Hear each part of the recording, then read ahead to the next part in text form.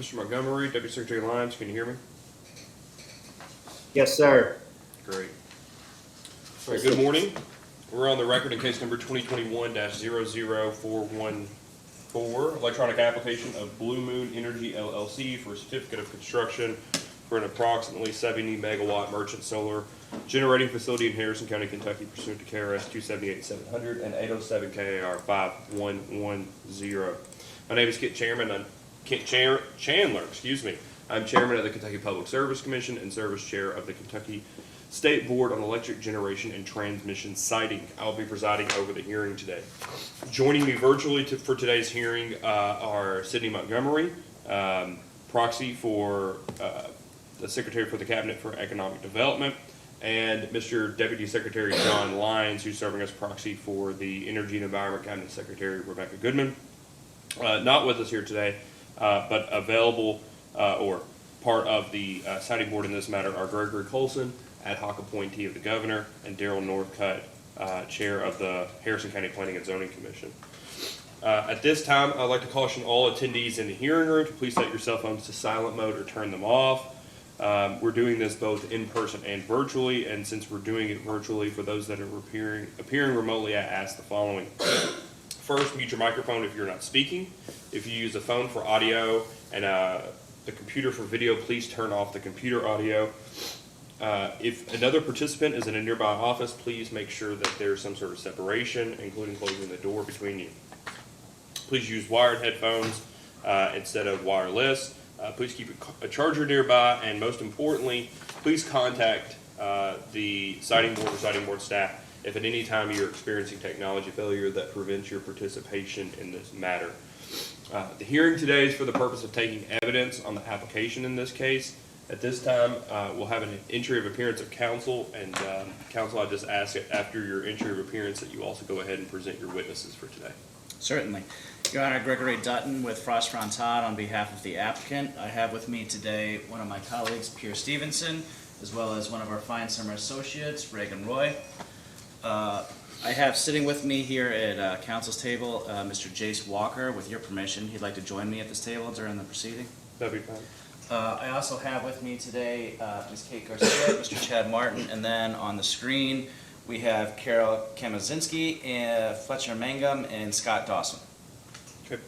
And it will just be you, Mr. Dutton, that's presenting witnesses today? That's correct. Okay. Thank you. And for the siting board staff? Kevin Temple and Justin Young for siting board. Okay. Thank you. Mr. Dutton, it's my understanding, and by understanding I mean I looked at the website this morning, the public notice has been provided and notice of such has been entered in the record. Is that correct? That is correct. Great. All right. And Ms. Temple, are there any outstanding motions? No, sir. Okay. As of about 5 minutes after 9, we got notification that no one had signed up pursuant to the information included in the public notice to provide public comment on this case. I don't think we've had any written public comments to date. I would just say for anybody that's watching this now or prior to the submission of the case that you can always provide written comments to the commission via email address to the Public Service Commission and the Siting Board at psc.comment@ky.gov. We ask that you include in your email the case, your name, your address, and the case number, which in this matter is 2021-00414. You can also go onto our website. There's a form that you can provide public comments through our webpage. You can also mail public comments to the Public Service Commission by sending them to 211 Sauer Boulevard, Frankfort, Kentucky 40601. And again, please include your name, email address, and case number, which in this matter is 2021-00414.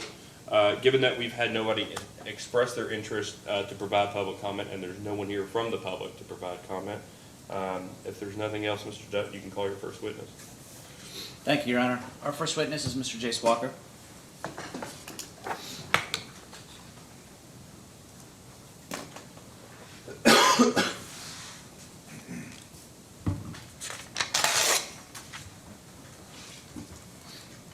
Mr. Walker, please raise your right hand. Do you swear or affirm that the testimony you're about to give is true and correct under penalty of perjury? I do. Please state your name and address for the record. Jace Walker, business address 98 San Jacinto Boulevard, Suite 750, Austin, Texas 78701. Okay. Mr. Dutton, you may ask, for for at least, in a minute when we get to the, I just want to remind you now, when we get to the remote virtual witnesses, just ask that as part of your, prior to tendering them, as part of your introduction, that you ask them what information they have in front of them, since we don't have the benefit of knowing that like we do with the witnesses on the stand. Will do, Your Honor. Mr. Walker, who's your employer? Recurrent Energy, And what is your title? Development Manager, And how long have you been in that position with Recurrent Energy? approximately 2 years, for a total of about 4.5 years with Recurrent Energy. Did you participate in the preparation of the application and responses to discovery in this case? I did. Is there anything in the record that you would like to correct, amend, or clarify? I would just like to clarify 4 things. One is that the legal entity is Blue Moon Energy LLC with no comma included. It is 70 megawatts, as Mr. Chairman mentioned. It was quoted elsewhere in the docket previously at 100 megawatts, so I did just want to clarify 70 megawatts AC. The address for Recurrent Energy since the beginning of the docket has changed to that 98 San Jacinto Boulevard, Suite 750, Austin, Texas, 78701 address that I mentioned. And lastly, we did recently submit a supplemental filing for that included the slight relocation of the project substation and utility switchyard.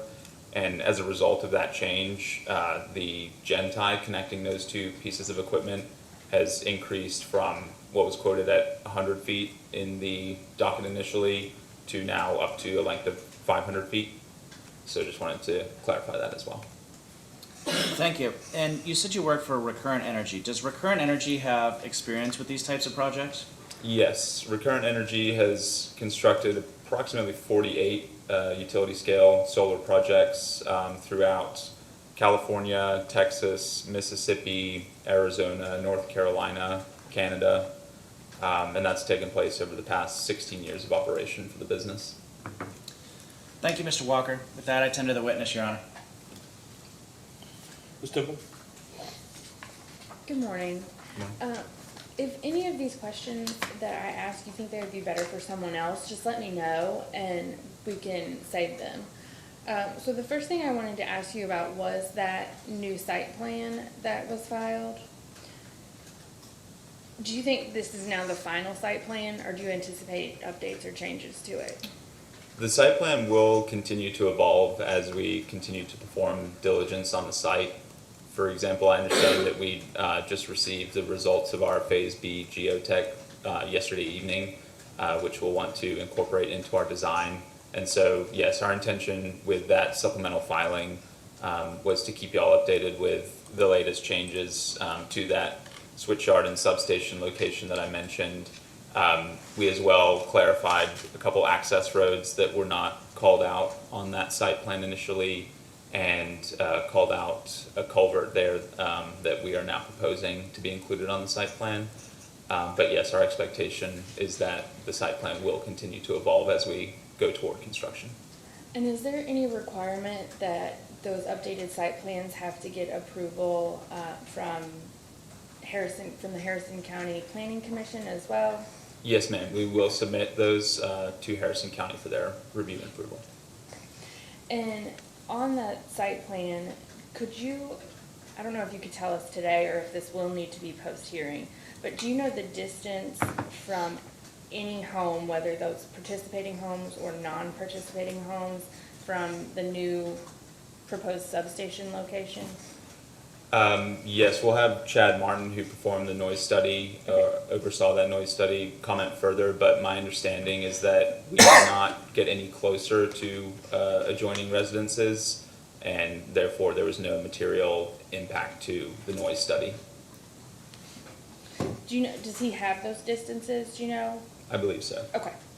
And then also, I'm assuming he would be the same person to be able to talk about distances for any object, so the panels or anything from the homes?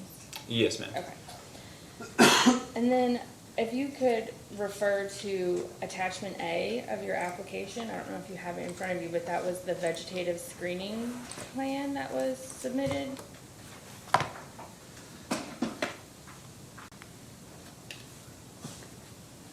May I approach the witness, Your Honor? You may.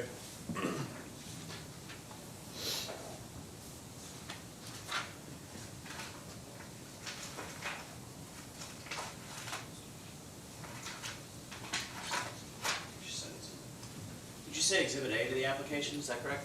Yes, it's one of the maps that shows the vegetative screening. Yes, ma'am. Okay, so that, I believe that's the only document that we have received so far that discusses the vegetative screening. Could you please give some further information on what the vegetative screening is actually going to consist of? Yes, I will provide my understanding, and then Kate Garcia can comment further as well. Okay. But yes, as this plan indicates, we'll be using evergreen species for the vegetative buffer to maintain that viewshed protection year-round. Those will be a double row of those evergreens on 15-foot centers. We will use those evergreen species as a supplemental planting where there's not existing vegetation. So where possible, we'll maintain existing vegetation for that buffer so as to preserve the character of the landscape there, and that supplemental planting will be used where necessary. Okay, and do you know, does Ms. Garcia have information about the types of plants that will be used? Yes, Okay. either she or Mr. Martin do. Okay. Mhm. And it was stated that in the response to a data request that you all plan to begin construction in October of this year. Is that still the plan? No longer is that the plan. Our earliest start of construction would be approximately March of 2024 at this time. Oh, 2024? Yes, ma'am. Okay. And so then I had some questions about some of the plans that were required by the conditional use permit, such as the stormwater plan, emergency management plan, and decommissioning. I'm assuming since the start of construction has been moved, there's been no progress on those plans. Correct. Okay. Yeah, and even if we were to start at that sooner date, yeah, it would be a short while before we approach the county with those plans. Okay. And those have to be submitted to Harrison County as well, right? Correct. Okay. But as far as the decommissioning plan, since Recurrent Energy does have some completed projects, have you all completed decommissioning plans for any of those? We have. Okay. And can you give just kind of like an overview of how detailed those plans are? They're detailed. They estimate the cost to decommission the project ultimately, and that's broken out by various types of equipment that would be removed and the costs associated with those. It also includes a breakout of the salvage value of that equipment, broken out by line items, and it is specific to the project. So this draft decommissioning plan that we submitted to the record revolves around the 70 megawatts of the Blue Moon project, and it does consider the characteristics of the land in question as well. And do the decommissioning plans you all usually use require the removal of all underground equipment? We typically follow a guideline of removal up to a depth of 36 inches below the surface. And then do the leases in this case, I believe they do, but they require decommissioning as well as part of the conditions of the leases? Some of the leases do have decommissioning requirements. Okay.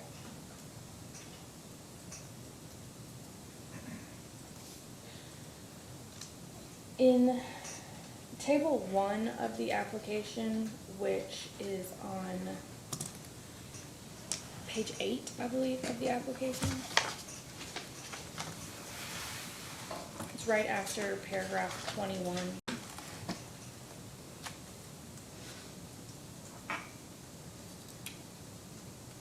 Greg, I might need that binder to refer to. Yeah, it should be this one. So this is the application right here. Yeah, just say gotcha. So that's the table that details some of the public involvement that there's been. Yes, ma'am. It was noted that some plans regarding the vegetative screening have been updated based on conversations or questions from some of the community involvement. Could you kind of explain what the concerns were from the public and how changes were made? Yes, ma'am. So concerns primarily revolved around the location of the equipment of the project and proximity to those residences, as well as the vegetative buffer protecting the view shed between the residences and the equipment. And I would say two things changed. One is that we produced a visual resource assessment which attempted to identify sensitive view sheds, and those are the locations that we proposed to the county to protect with supplemental plantings. The county instead is currently requiring us to vegetate the full perimeter of the site. So all aspects of the perimeter of the site will have a vegetative buffer, either existing or supplemental. And in addition to that full wrap, as we would call it, we relocated a substantial amount of the equipment within the site, primarily along the western border of the site, to move back panels and inverters and fencing and collection lines a further distance away from those residences to provide as much comfort as possible, as well moving that vegetative buffer back with that fence line as a result. And so does that mean that you all are going to use larger setbacks than required in the conditional use permit in areas? In those locations, Okay. yes. And do you know what those are? I don't have those distances Okay. offhand. If you could provide those as a post-hearing data request, if there's no one here today that could answer that just the distances, or the setback distances that were changed as a result of the public communications. Yes, ma'am. And then you mentioned there was a visual resource assessment. If that has not been provided, could you also provide that post-hearing? Yes. In one of the responses to staff's request for information, it stated that there's been no power purchase agreement. Has one been negotiated yet? No. Okay. And then I believe those are all the questions I have for you. Cars issues would be better directed to someone else. Yes, Carol Kamisinski is best suited for those. And then permits are for Ms. Garcia, correct? Okay. I believe that's all the questions I have for you. Thank you. Thank you. Deputy Secretary Lyons, do you have any questions for this witness? A couple, Mr. Chairman, thank you. Good morning, Mr. Walker. Morning. Where will the supplies for the panels and other racking material come from? Who will be the supplier for those? That hasn't yet been determined. What we would do is first bring on board an engineering, procurement, and construction firm to partner with for the construction of the project, and they would help us select our ultimate equipment to best optimize the design of the project. This is more of a general question, and if it's more appropriate for somebody else, please let me know. But to your knowledge, do the panels themselves leach any type of toxic materials, whether it's heavy metals or other constituents? No, these panels are fully sealed from the external environment. They're also monitored very closely through the operations and maintenance period. And if there is a panel that becomes damaged, it'll be identified and replaced in order to prevent any such leaching. So to answer your question, no. If you would like to discuss further, Carol Kamisinski does have a lot of experience in solar panel manufacturing. You might be able to comment further on that. Okay, yeah, I would like to hear Mr. Kaminsky on that. As far as damage to panels, whether it be from storms or whatnot or wear, is that a component of the decommissioning plan, or is there an operation and maintenance plan that would apply there? Yes, that would be more so the operations and maintenance agreement, which would be responsible for sort of minor facility requirements during the operation. The decommissioning plan is more so for the end of the life of the project and the dismantling and restoration of the property.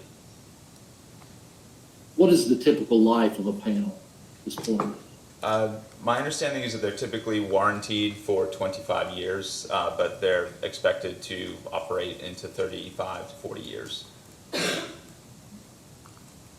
Just one other question, and if this is more appropriate, Mr. Kamazinski or Ms. Garcia, please let me know. But generally, what is the plan for dealing with floodplain, jurisdictional streams and wetlands or karst features in terms of the construction or land disturbance? Yes, sir. The general plan is avoidance altogether. So we have identified, we performed a wetlands delineation to identify the wetlands and received concurrence from the Army Corps of Engineers. And so our site plan avoids wetlands entirely, as well as the 100-year floodplain. That's an area we avoid as well. And yes, Carroll does have the specific setbacks for the karst that he can speak to. But again, the plan there is that we have identified those risk areas for karst and are avoiding them entirely with our design. Okay, thank you. That's all the questions I have, Mr. Chairman. Mr. Montgomery?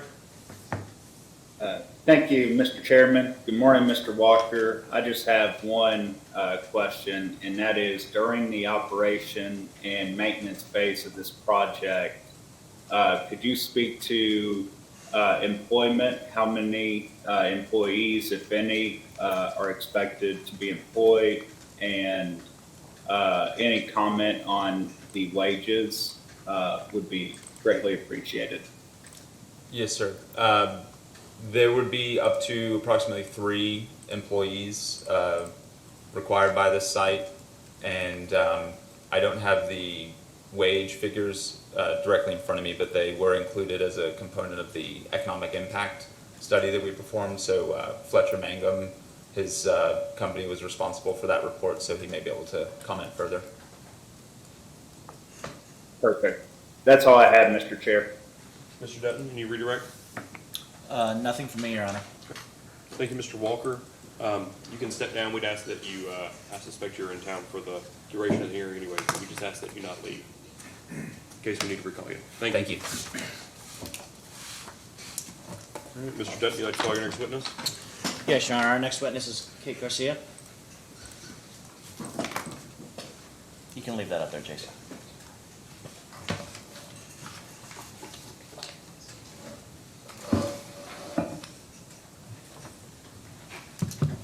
Please raise your right hand. Do you swear or affirm that the testimony you're about to give is true and correct under penalty of perjury? I do. Please state your name and address for the record. Kate Garcia, address is 78 San Jacinto Boulevard, Suite 750, Austin, Texas, 78701. Mr. Dutton? Ms. Garcia, who's your employer? Recurrent Energy, And what is your title with that company? permitting specialist. And how long have you been in that position? I've been with Recurrent for 4 years, and I've worked on the permitting team for 3. And did you participate in the preparation of this application and the discovery responses? I did. Is there anything in the record that you would like to correct, amend, or clarify? Only that the witness verification forms state Catherine Garcia. I go by Kate, same person. Thank you. With that, I'll tend to the witness, Your Honor. Ms. Temple? Ms. Garcia, I believe you heard the questions about the vegetative screening plan. Could you go more into depth about that? Sure. Is there a specific question you'd like to start with? Specifically plant species that are being chosen and things like that. Sure. So in our vegetative screening plan, we did list species that were deciduous originally. Those tend to be the native species in the area. Per the solar ordinance with Harrison County, they require evergreen species so that they have coverage throughout the year. So we proposed 3 species of cedar, pine, and holly to use for our vegetative screening. As a post-hearing data request, could you please provide the names of those? Yes.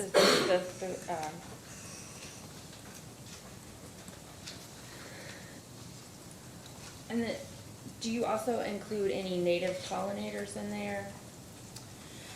There's no sort of area that we're planning to set aside for native pollinators specifically. However, we do plan to use a native seed mix to revegetate underneath the panels. So there's a possibility that native species would be included, or pollinator species would be included in that seed mix. Okay.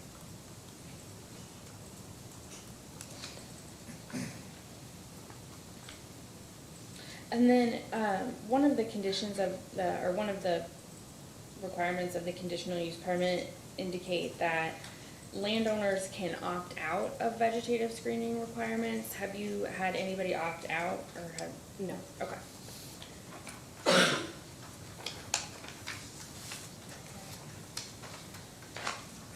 So, the Cynthiana Harrison County Airport runway is within the 2-mile radius of the project. And it was stated that the southern array that is planned is within that flight path and could produce glare. It was also stated in some of the responses and the application that there has already been some communication with the FAA and the Kentucky Airport Zoning Commission. Could you please provide, as a post-hearing data request, the glint and glare study that was mentioned, that was provided to the FAA and their responses, and then also whatever was submitted to the Kentucky Airport Zoning Commission and the permit that was received? Yes. And then it does state in the portion of the permit that was in the data response that Recurrent Energy must mitigate the impacts of glare if discovered after construction. Could you explain how you will mitigate the glare if it is discovered, or if there's just a way to install the panels that should eliminate that and it won't become an issue? Yes, so the plan right now is if there are impacts due to glare, that we would be able to kind of offset the trackers. So there's a specific time of day, specific season where that could possibly, that yellow glare would be present. So during those hours, we would change the tracker timing so that they would pause and then restart at a different angle so you wouldn't have the glare. Is it possible to just do that ahead of time, or does it really matter once it all gets kind of built?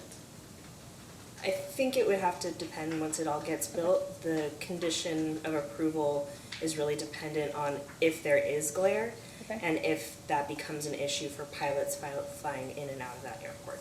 Okay. I don't believe I have any more questions. Thank you. Deputy Secretary Lyons, do you have any questions? Just one clarification, Ms. Garcia, are the 3 species of evergreen intended to be native species? I do not believe so, but I would have to check the record for that check the study. Okay, thank you. That's all I have. Mr. Montgomery? No questions for me, Mr. Chairman. Mr. Dutt, anything else? Just a second, please, Your Honor.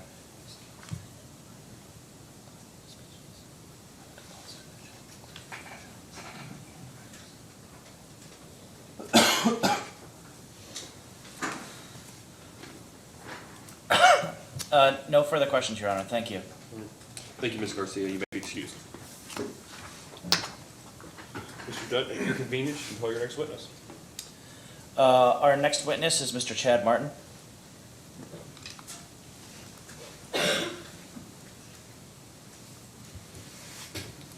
Please raise your right hand. Do you swear or affirm that the testimony you're about to give is true and correct under penalty of perjury? I do. Please state your name and address for the record. Chad Martin, 76 San Marcos Street, Austin, Texas, 78702. Mr. Dutton, you may ask. Thank you, Your Honor. Mr. Martin, who's your employer? Cardno, now Stantec. And what is your title? I'm a senior principal And how long have you been in that position? with Cardno for 10 years, senior principal for the last 2 years. And did you participate in the preparation of the application and discover responses for this matter? I did. And is there anything you'd like to correct or clarify in the record? No. One last question, just to pick up where Deputy Secretary Lyons left off.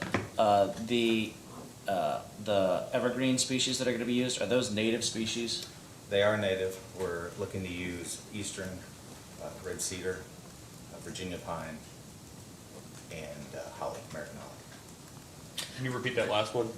Holly, American holly. Thank you. Thank you, Mr. Martin. With that, I'll tender the witness.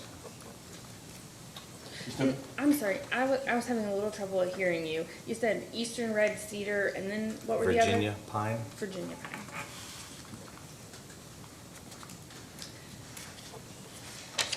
And then it was also referred to the questions about the distance of the homes, either non-participating or participating from the new substation location.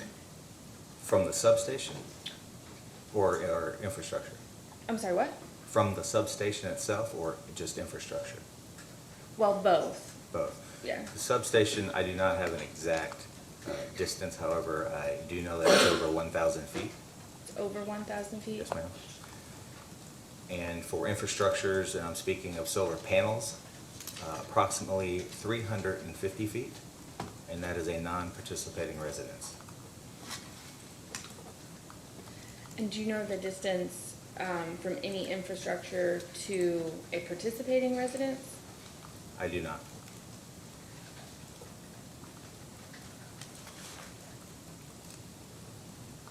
So let me ask a clarifying question. You don't know it, or it's not known?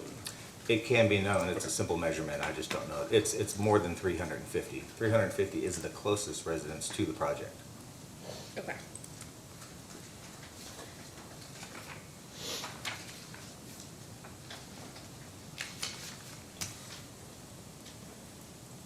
And then it was stated as a response to a data request that the Kentucky State Office of Archaeology and the Kentucky Heritage Council were consulted about any potential areas of significance. Could you please provide as a post-hearing data request the reports that those two agencies generated? Yes. And then, I didn't see it on the site plan or anything, but were there any cemeteries located within the project boundaries? I believe there is one adjacent.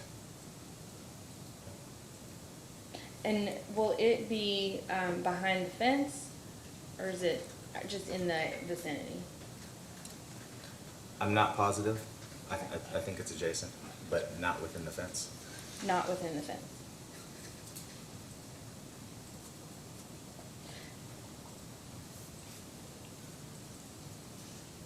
And will that be noted on either of those two reports, where the exact location of the cemetery is? Yes, it will. It'll be in the cultural resource report. Okay.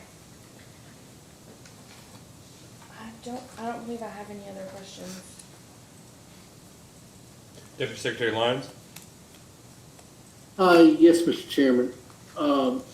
Just as a further clarification of a general question I asked Mr. Walker, regarding jurisdictional streams and wetlands.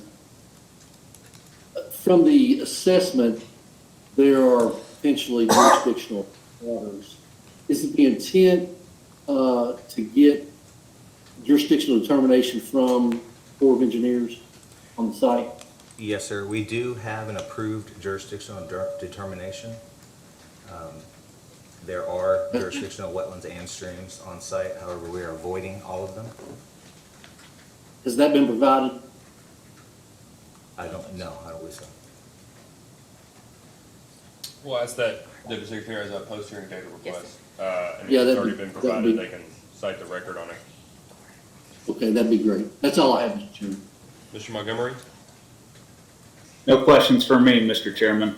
Mr. Dutton, can you redirect? I do not know. Okay. All right. Thank you, Mr. Martin.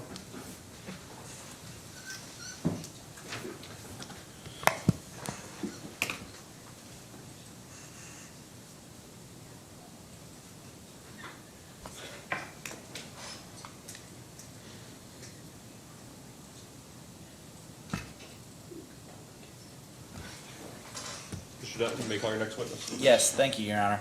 Our next witness is Carol Kemazinski. Okay. I ask that you turn on your microphone and your video and raise your right hand.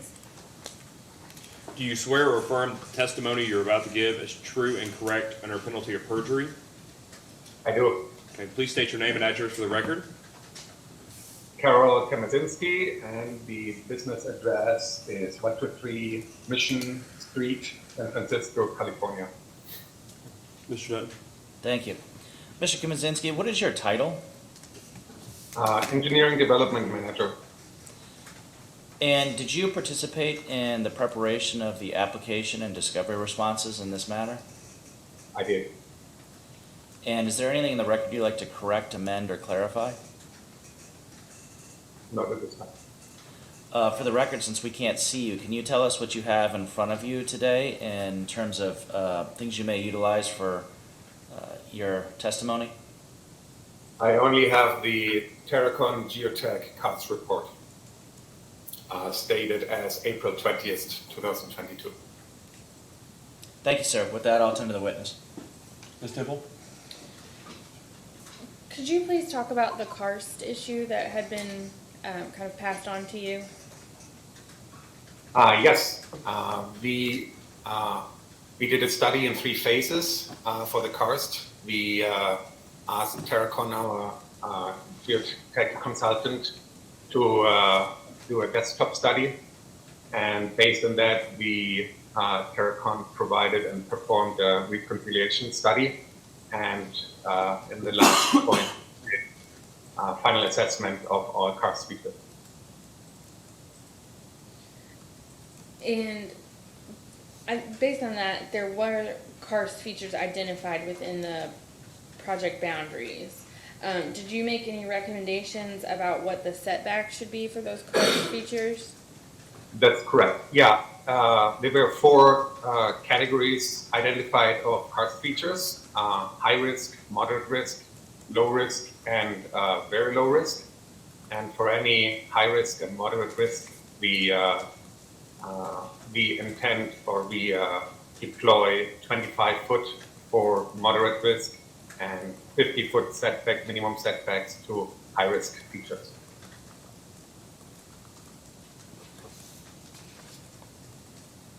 And these setbacks are undisturbed vegetated buffer setbacks. I don't believe I have any other questions. Deputy Secretary Lyons. No questions for me, Mr. Chairman. Mr. Montgomery. No questions for me, Mr. Chairman. Can you redirect, Mr. Dutton?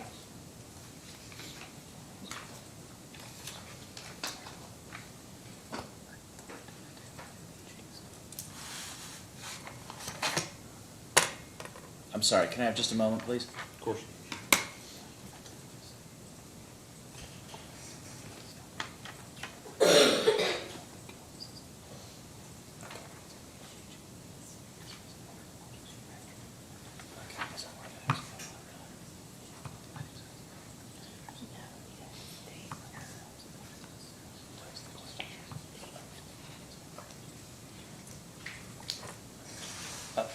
Mr. Kamizinski, excuse me, Your Honor, can I have one follow-up? Of course. Mr. Kamizinski, there was a question earlier about whether or not there is anticipated to be any sort of leaching from the panels or the infrastructure that's put in place. Mr. Walker essentially said his understanding is no. Are you able to further elaborate on that answer? Yes. These models are tested for the lifetime, 40, 50 years in weather tests, and during operation, during construction, there's no leakage. We also, like the operations team, as Mr. Walker already indicated, is doing regular performance monitoring and would remove any modules which are underperforming. Would replace these. So there's no leakage to these modules. That was helpful. Thank you, sir. I have no further questions. Anything else, Ms. Temple? Deputy Secretary Lyons, any follow-up to that? Yes, just one that comes to mind. How often are the panels inspected And how is it determined of their performance? And I guess along with that, does performance gradually decline over time, or is it like a light bulb? You know, when they quit working, they quit working. There are different instances, but modules are monitored regularly. So during annual visitations and annual site visits, the O&M team is inspecting modules, and if they find that any modules are damaged visually, or if they're doing any monitoring tests and seeing that areas are underperforming, they would closely be inspected and the root cause is found, and basically repaired or fixed. Thank you. That's all, Mr. Chairman. Anything else, Mr. Dutton? No, Your Honor. Thank you for being here with us today. You may be excused. All right, Mr. Dutton, your next witness. Thank you, Your Honor. Our next witness is Mr. Scott Dawson. Mr. Dawson, please turn on your camera and your microphone and raise your right hand. Do you swear or affirm that the testimony you're about to give is true and correct under penalty of perjury? I do. All right, please state your name and address for the record.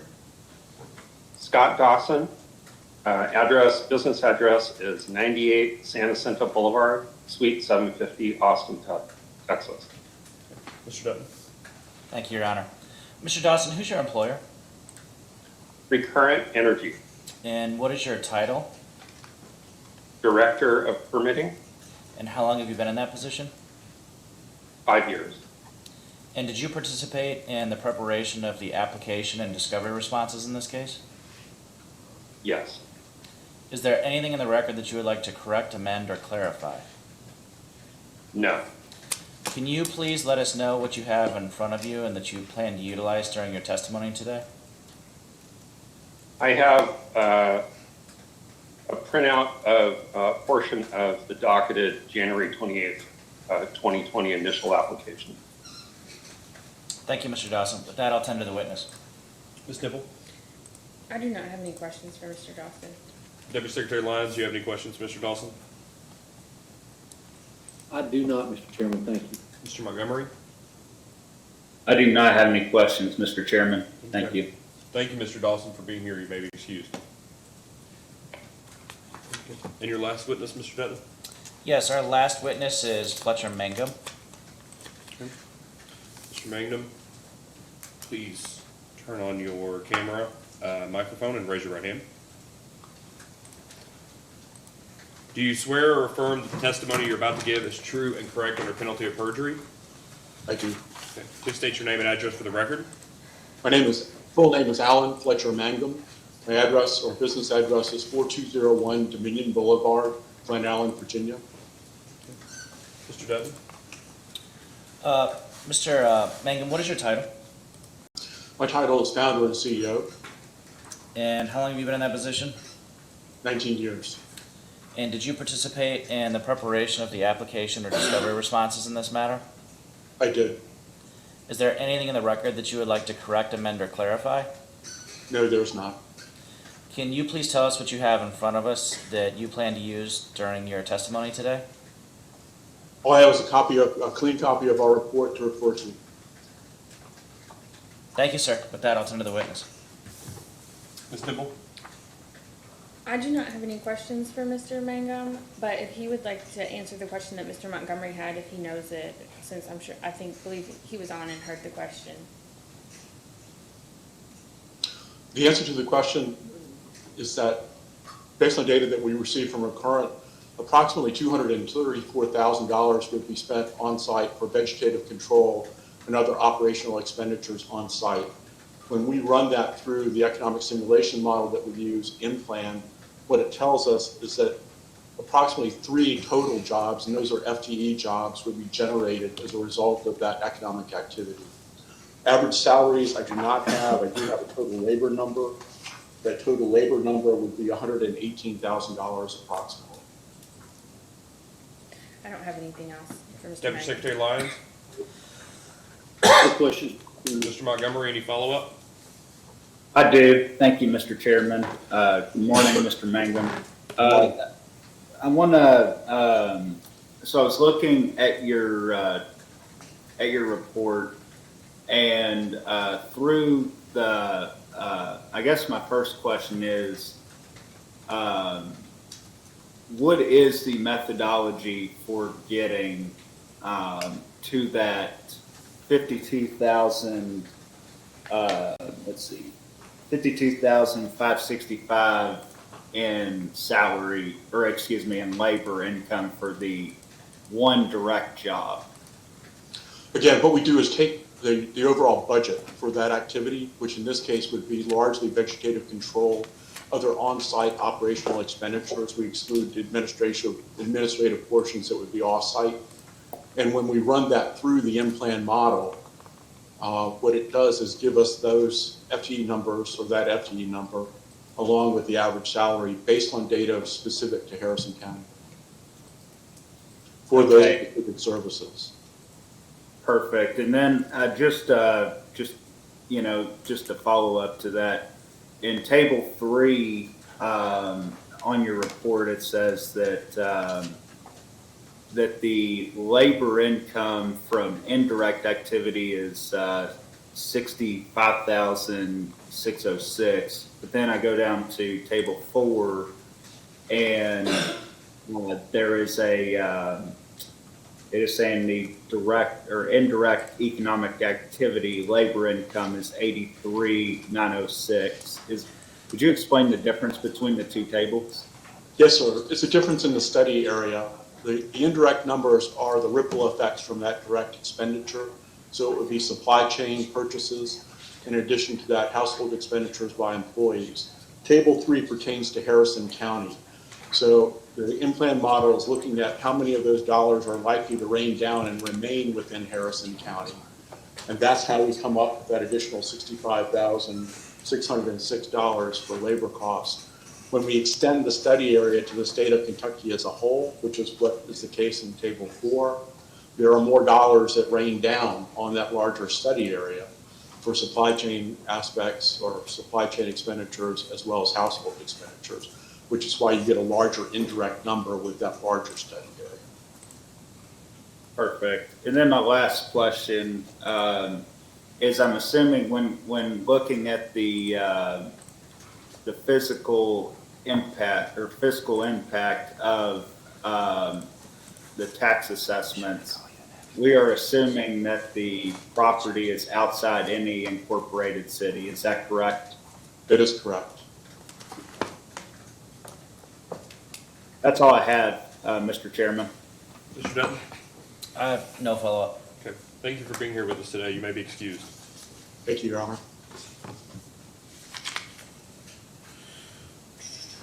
Mr. Dutton, you have any other witnesses today?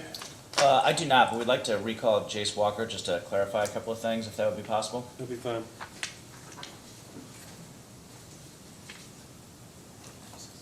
Yeah, take that.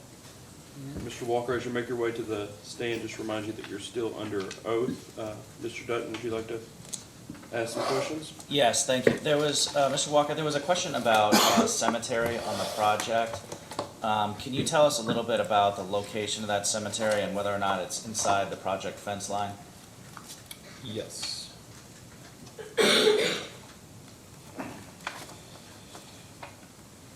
The cemetery is located along Ruddles Mill Road. It's on the western side of Ruddles Mill Road. Deputy Secretary Lyons may recall that we stopped at the cemetery during the site visit, and I do want to clarify that this is entirely outside of the project fence line, although it is located on a participating project parcel, but it again will be excluded from our project, and the vegetative buffer will run along the fence line in between the cemetery and the project infrastructure. Thank you for that. There were also questions about the vegetative buffer and how some of the placement of panels and the vegetative buffers have changed since the original site plan. Could you walk us through that a little bit, how that was changed and what the result is? And if you would be willing to point us to the correct places in the record to look at those relevant maps, that would probably help as well, Mr. Walker. Yes, so this is within our application. It's fairly deep into the exhibits of our application, but there are two site plans. One is our original site plan that we brought forth to our community meeting to initiate the state siding board process. This would have been roughly in July or August of 2021. We did receive comments and questions from the public at that meeting, and as a result, we did adjust the design, as I mentioned. And so there is both the original site layout from that community meeting and then the revised site plan that accounts for those changes where we moved infrastructure back from neighboring landowners. This design was used in our conditional use permit proceedings. We also distributed this revised layout via physical mail to all adjacent landowners to the project. And I just would like to highlight that this again is on the western side of the project. The neighborhoods in question are Midden Lane and Jill Lane. And if you compare the two layouts, you'll see a pretty substantial shift in panels away from both Midden Lane, Jill Lane, and as well Millersburg Pike, which is a primary thoroughfare running east to west through about the midsection of the project. We unfortunately do not have a great way to point to those two maps, but it would help. We can circulate them. If that doesn't help, I have no further questions. That'd be fine. If you want to go ahead and make them an exhibit Okay, and put them in the record, that'd be great. we can certainly do that. So we'll mark those as Blue Moon Hearing 1. And if you'll provide a copy of that to the staff attorney as well as Candace, we'll make sure it gets in the record. Will do.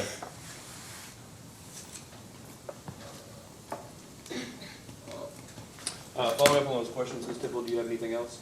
I do not believe I do, no. Okay. Deputy Secretary Lyons, any additional questions for this witness? Mr. Walker, just one clarification to, my memory serves, that cemetery was accessible, off the main road there near one of the, entrances to the project. Was it a construction entrance or a permanent entrance? I'm trying to recall. That would be a permanent entrance to the project. But the cemetery would remain accessible off the main road, right? Correct, yes, it was accessible there on Ruggles Mill Road. Thank you. Okay. Mr. Montgomery? Oh, you're on mute, Mr. Montgomery. Went the wrong direction, my apologies. Just one question, Mr. Chairman. Mr. Walker, is there a pilot agreement between you all and the county? And if not, is that anticipated? There is a pilot agreement between us and Harrison County. That's all I have, Mr. Chairman. Do we have a copy of that in the record, Ms. Temple? I do not recall off the top of my head. Well, so we'll ask it as a post-hearing data request if it's not already in there, the IRB pilot agreement. Thank you, Mr. Montgomery. Mr. Dutton, any additional questions? No, if we could run through the post-hearing data request just to make sure I've got a rough calculus of those. Yeah, I think it's the IRB, or the pilot agreement.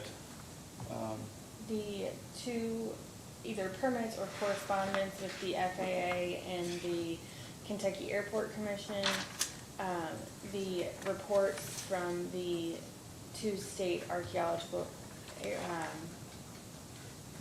boards or committees, whatever they are, and then the glint and glare study, the visual resource assessment that you all mentioned in testimony today, I believe, in regards to the vegetative screening plan, and then those new distances for the setbacks that were greater than the ones in the conditional use permit. Yeah. The substation and what we're gonna ask in that is basically confirm the distances to the nearest noise receptors regardless of participating, non-participating noise receptors to batteries, substation, panels and inverters to the nearest noise receptor. Okay. I have one more. I believe Deputy Secretary Lyons asked for the jurisdictional determination. Yes, I'm sorry. Okay.